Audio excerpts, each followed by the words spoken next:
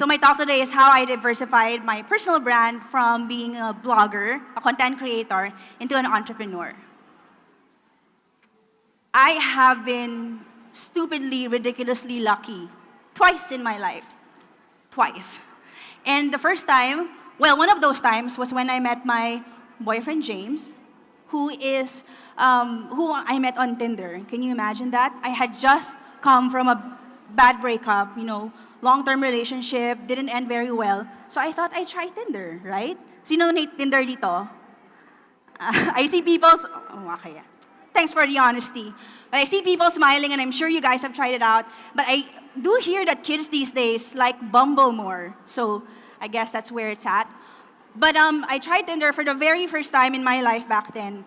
And I thought I had nothing to lose at that time. So I went on there, and within 1 hour, I met James. And it was really fast. But we've been together for 6 years now, and I've never been more productive or happier in my entire life. Like, could you imagine? And nandito siya ngayon, actually. So if you could give him a round of applause for staying with me for 6 years. Oh, diba? I mean, I'm a piece of work. I know it. I acknowledge it. And that's really one of the best things that's ever happened to me. And it happened because of pure dumb luck. The first time, actually, that I've been really, really lucky in my life was when I met a friend of mine in college back in 2005. It was my first year, and she had a blog. Now, in 2005, a blog wasn't really the huge phenomenon it is today. Content creators weren't a thing back then. I mean, bloggers were just like a group of nerds who just wanted to talk about their lives to strangers online, right? And I started blogging because it was something that that was natural to me. I loved writing. I don't know if you guys still do this, but nung kabataan ko, I would write on my diary, yung mga notebook na diary, yung mga cute, and then I would hide it under my bed, and then my parents would read it. So parang I thought, why not blog na lang? And that's when I started blogging. If you asked me in 2005 if I would be here today doing what I do, I wouldn't have believed you. I mean, just because of blogging. It was completely far out of left field. I actually have a political science degree. I studied in UP Manila, and I wanted to be a lawyer. So how did that happen?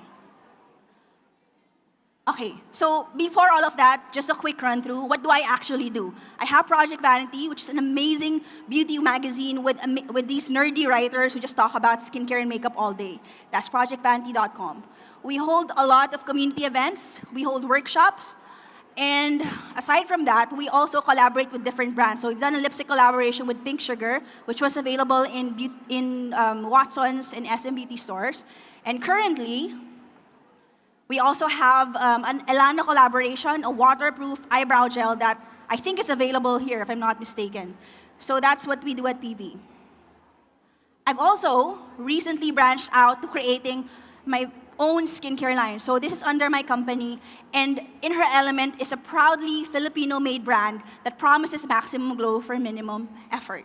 So that's my business. That's what I do for a living.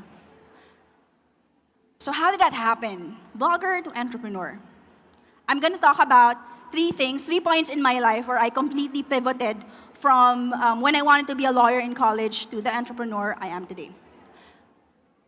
Ayan. So after graduation, I actually had a sales and marketing job, 9-to-5 desk job. It was fun. I actually enjoyed it. My bosses were great.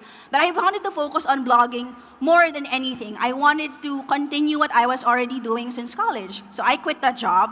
Scariest thing I've ever done. I remember crying and thinking, oh my God, how am I going to pay for my rent? How am I going to pay for my groceries? Because you know that shit's expensive. So that was really a low point for me. And, blogging was paying me something, but not enough to pay for my bills. So I thought, okay, I'll freelance. So back then, 2010 to 2015, I would do everything. I would copyright, I would events host, I would do PR, do social media, do events, project management for different agencies, para akong SM. I have it all for you. Ganon level. So that was my freelance career. And if there's anything I learned from that, it's really the fact that it is possible to mass produce your luck.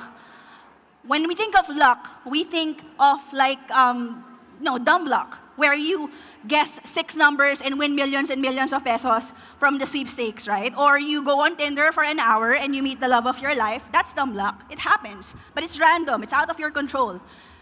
I do believe that there is such a thing as intentional luck, wherein you work hard every single day, try to go for all the opportunities, put yourself out there, and finally get that break. Para siyang Pia Wurtzbach na 3 times natalo bago naging Miss Universe. Ganon. That's what I call intentional luck. And while the results are not guaranteed, it just means that you have better odds towards achieving whatever it is you want to achieve. Now, the second pivot in my life was when I founded a company at 28. So this was in 2016, and I was already thinking, what else?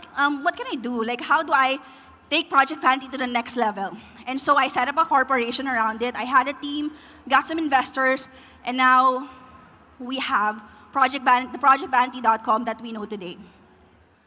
It was the hardest thing I ever had to do, though, and where I learned this particular process. Most people think when they start something, yun na yun, perfect na agad. That's rarely ever the case. When you build, you're most likely to fail, especially the first time, or the first 3 times.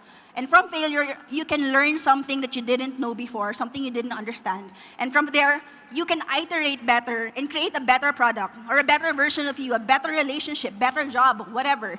This system is not something you'll do once or twice. It's something you'll have to do for the rest of your life if you're ever going to improve at anything you do or pursue any passion you want.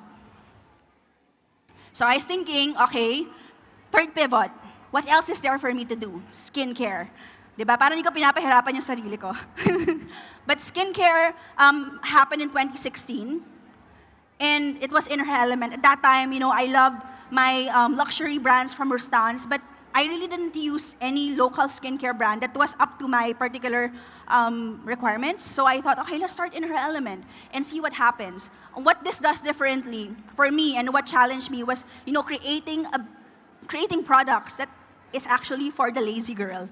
Kasi I know I'm a beauty editor, but I'm like the most tamad person, like ever, when it comes to skincare. As in, gusto ko, facial wash, moisturizer, tulog na ako. So we create a lot of these innovative, multifunctional products that is just really something that we're proud of and showcases the Filipino manufacturing capability. Okay, so that's what I learned during that pivot. It's to create more than you consume. I think right now we're all so obsessed with social media, being on Facebook and Instagram, that we forget to be creative. Being creative doesn't just give you tremendous joy, it doesn't just give you like that amazing feeling of making something with your hands, or writing something, cooking something, whatever. It also gives you a lot of opportunities for growth, opportunities that you never thought were possible before, just because you made something new. So that's really something that I took away from that particular pivot. So I know, like, I'm talking about all these things. I talk about mass producing your luck. I talked about how important it is to build, fail, learn, and iterate. And I also talked about why it's important to create more than we consume. But how about the fear? How about that feeling that hindi ko kaya to, I'm not good enough for this, I'm not prepared, I'm not equipped. And it happens to everybody. It happens to me all the time, every day. Every time I try something new, I'm afraid that it's not going to work out.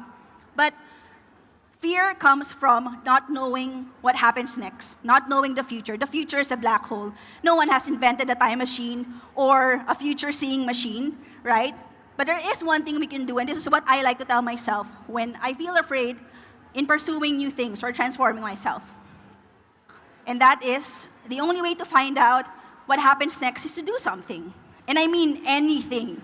When things aren't clear, when things look dark, difficult, and just far beyond what you think is possible, you take one step.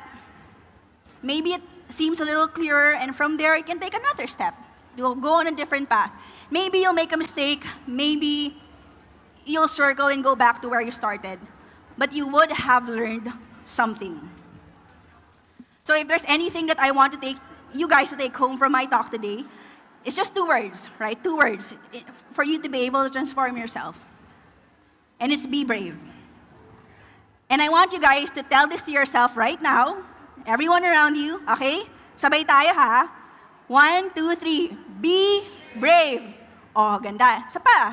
With a little bit more bravery, so to speak. 1, 2, 3. Be brave. Hindi ready?